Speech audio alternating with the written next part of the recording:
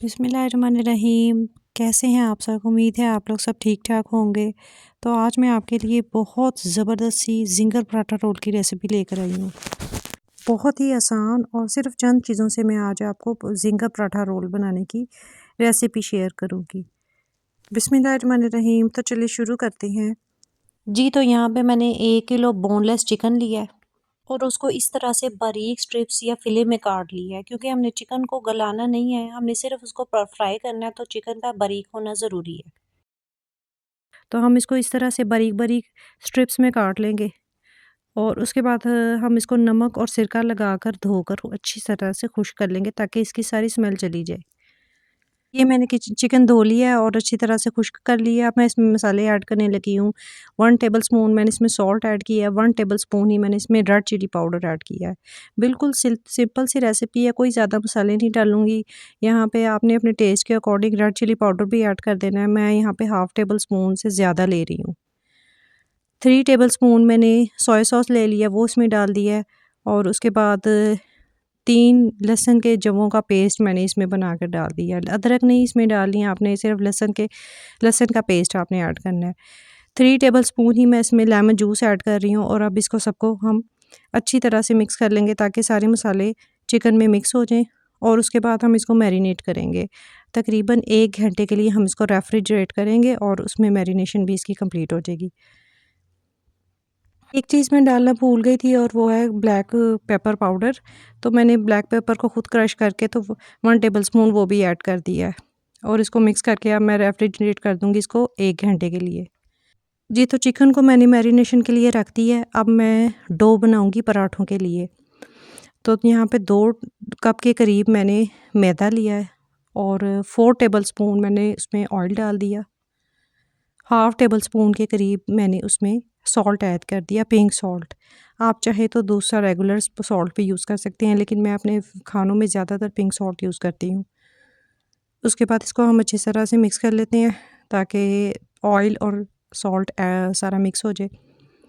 Half cup के करीब मैं इसमें आम आटा, चक्की का आटा जो होता है वो यूज़ कर रही हूँ और थोड़ा-सा पानी इसको डालेंगे और अब इसको डो को तैयार कर लेंगे।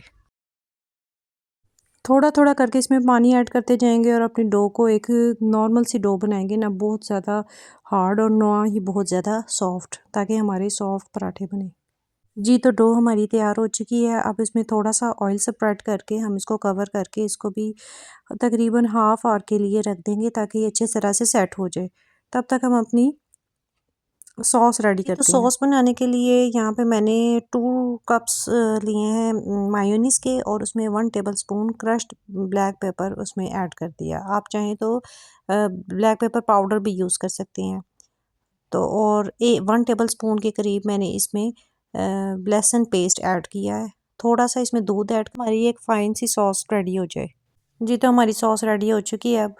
अब हम अपनी डो को चेक करते हैं, देखिए कितनी सॉफ्ट डो रेडी हो चुकी है हमारी। अब हम इसके पेड़े बना लेते हैं। जी, तो मैंने इसके पेड़े यहाँ पे बना लिए हैं और उनको 10 मिनट्स के लिए रख दिया ताकि पेड़े सारे अच्छा आराम से सेट हो जाएँ। स्टार्टिंग के लिए अपने मैदे को रेडी करते हैं। वहाँ पे यहाँ पे मैंने 3 कप्स के करीब मैदा लिया है और उसमें 1 tablespoon salt, 1 tablespoon red chilli powder और हाफ़ टेबलस्पून मैंने इसमें चिली फ्लेक्स ऐड किए हैं और थोड़ी-सी क्रश्ड ब्लैक पेपर भी ऐड कर दिया है। अब इसको सबको अच्छी तरह से मिक्स कर लेते हैं ताकि इसमें भी टेस्ट रहे, ब्रेडिंग में भी टेस्ट रहे। अब चिकन के फ़िले को एक-एक करके पकड़ते जाएँगे और इस तरह से तकरीबन 30 सेकंड्स के लिए उसको इसमें ऐसे इस तरह से मिक्स करेंगे। जी, तो 30 सेकंड्स के बाद हम इसको उठाएँगे और थोड़ा-सा इस तरह से झाड़ेंगे और उसके बाद हम इसको चिल्ड वाटर में डिप करेंगे। चिल्ड वाटर में डिप करने के बाद अगेन हम उसको उसी पाउडर में ऐड कर देंगे, मैदे के पाउडर में, और उसको उसी तरह से ब्रेडिंग करेंगे। 30 सेकंड्स के लिए इसको प्रेस करेंगे अच्छी तरह से ताकि सारा कुछ इसके ऊपर अच्छी तरह कोट हो जाए और उसके बाद इसको एक कॉर्नर से पकड़ के हम इसको ऐसे झाड़ेंगे और साथ ही इसी झाड़ने की वजह से इसकी बहुत से खूबसूरत इसके ब्रेड क्रम्स बन जाएंगे, देखिए।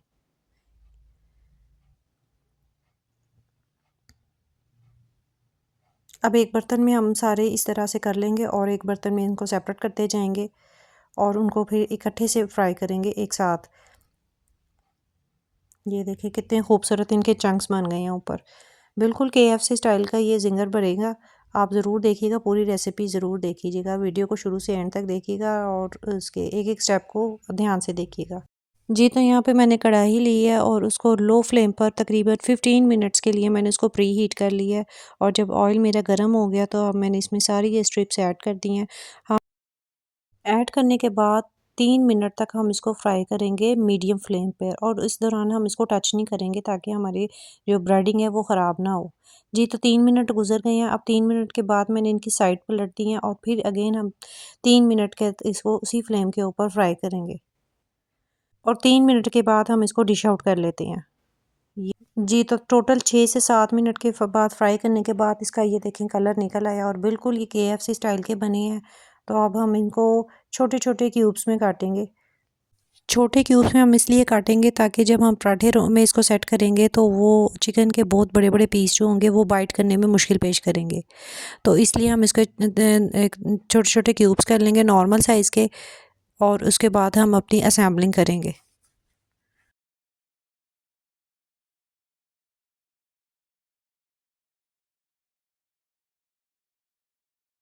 بسم اللہ الرحمن الرحیم. اب ہم اس کی اسمبلنگ کرنے لگے ہیں. بالکل آسان سی اور بالکل کوئک سی ریسیپی ہے، آپ اس کو ضرور ٹرائی کریے گا. جی تو اب ہم پراٹھا رول لیں گے اپنا، اور اس کے اوپر چکن کے یہ جو چھوٹے چھوٹے کیوبس میں نے کیے ہیں، تقریباً 2 انچ کے یہ کیوبس میں نے کیے ہیں، وہ اس کے اوپر ہم اچھی طرح سے لگا دیں گے تاکہ ہر ہماری بائٹ کے اوپر چکن کے یہ کرسپی جو سلائسز ہیں وہ آئیں. اس کے بعد ہم نے جو اپنی سوس ریڈی کی ہے اس کو اس کی طرح سے سپریٹ کر دیں گے. اور جس سوس سپریٹ کرنے کے بعد ہم اس پہ ایڈ کریں گے کیچپ، چاہے تو آپ کے چلی گارلک سوس ایڈ کر لیں یا پھر آپ سمپل ٹومیٹو کیچپ بھی ایڈ کرتے ہیں. اسی طرح سے ہم ایک ایک کر کے اپنے سارے پراٹھے رول کو اسی طرح سے اسمبل کر لیں گے. تو یہ ہماری ریسیپی ریڈی ہو چکی ہے. آپ اپنے پیاروں کے ساتھ یہ ریسیپی ضرور شیئر کریے گا اور کمنٹ کر کے ہمیں ضرور بتائیے گا کہ آپ کو یہ ریسیپی کیسی. انشاءاللہ بہت جلد ایک نئی ریسیپی کے ساتھ حاضر ہوں گے. تب تک کے لیے اللہ حافظ.